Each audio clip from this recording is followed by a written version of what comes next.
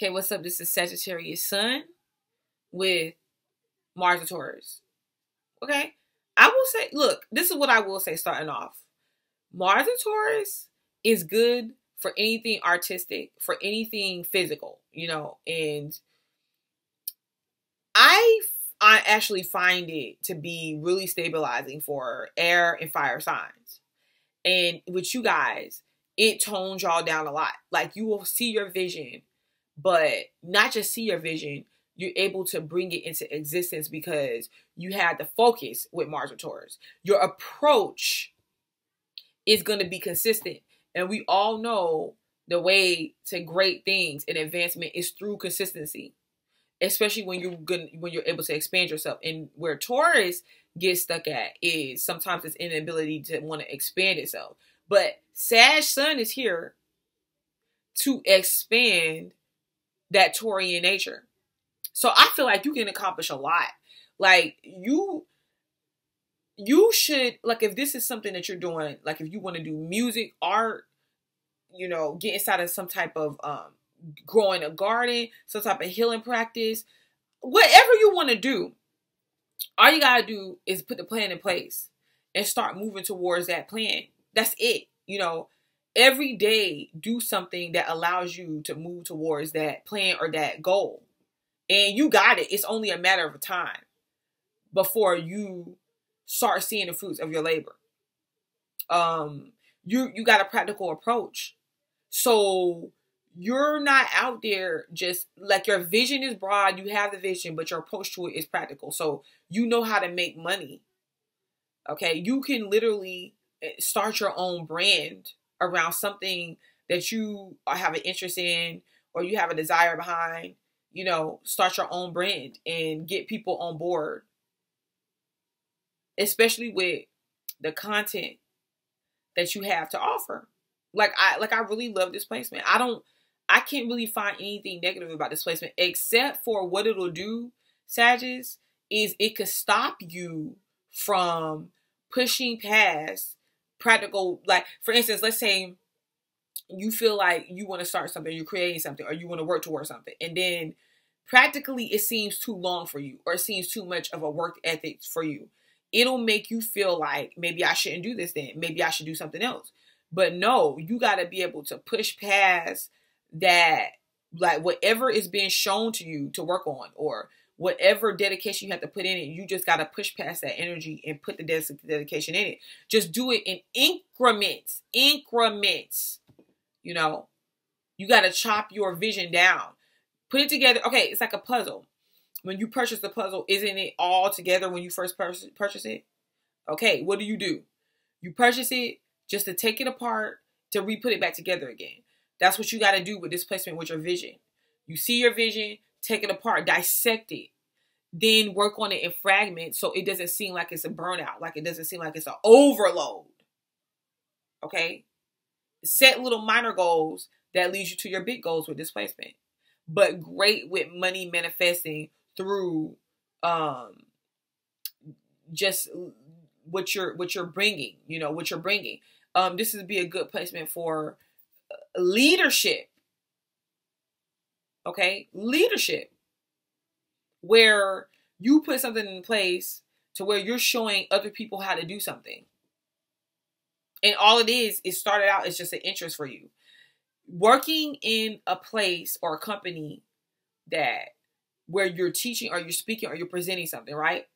That adds value to the company, that helps expand and grow the company, is good for you. And some of y'all may find yourselves in those type of positions.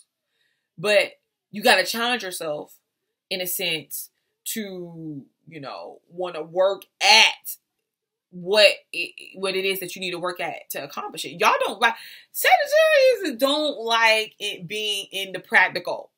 Like, not at all. Because it makes you're ruled by Jupiter, and Jupiter is like, no, instant gratification.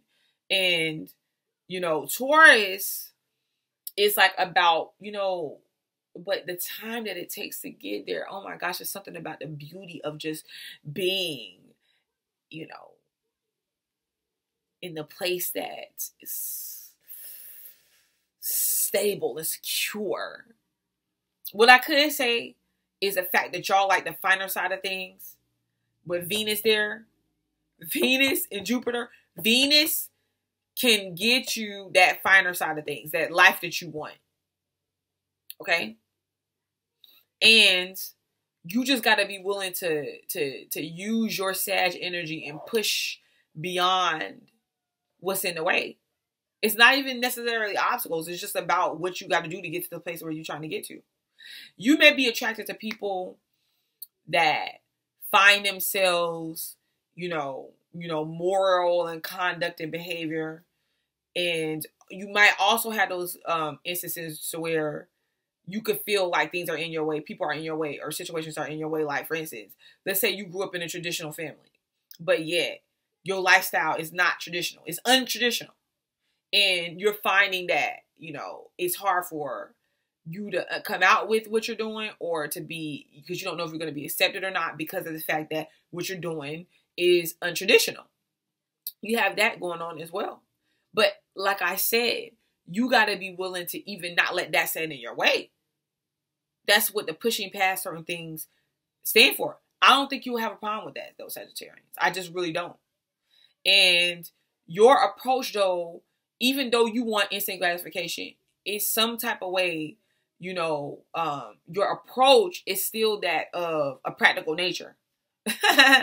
You could despise it a little bit, but on the onset, something comes in to remind you of Earth, of practicality, of the importance of pursuing but developing at the same time, of the work ethic that goes into what you want. Something comes, it doesn't matter how, when, where. And this is a highly physical placement. So you got to be careful, because while you would want a partner when you get one, you're going to take your time getting one. A lot of y'all, you'll wait, you'll wine and dine, you'll date the person or different people, and you'll buy them flowers, roses, things of that nature. Not as much as if it was vice versa, where this was a Taurus sun and Sag Mars. I'll get to that, but you'll buy that for them, especially the person, because you can have this one interest, or like this person that you're interested in and focus on, and you want to do a courtship, and it doesn't matter. It could be a long courtship because it allows you to remain free still until you really, really make that decision, But where I say you have to be careful is because if you're a Sag that really has not decided, like, you really want to settle down, you can be highly physical with more than one person. You get what I'm saying? But all in all, if you get somebody that excites you, that really turns you on, that really keeps you, like, different things, variations going on. Because especially when you're trying to create some type of consistency in your life, you're going to be interested in that person, and you will put your energy into that person, and that's where your focus will go. Like, you're not all over the place like you would be if you had a Sag sun and a Mars and Sag.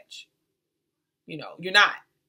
So you could put just as much energy into one person, especially sexually, than a bunch of different people, because of the fact that you have Mars and Taurus. But the point of the matter is, with your Sag sun, if you're not ready to really settle down, you can find yourself being highly passionate with different people.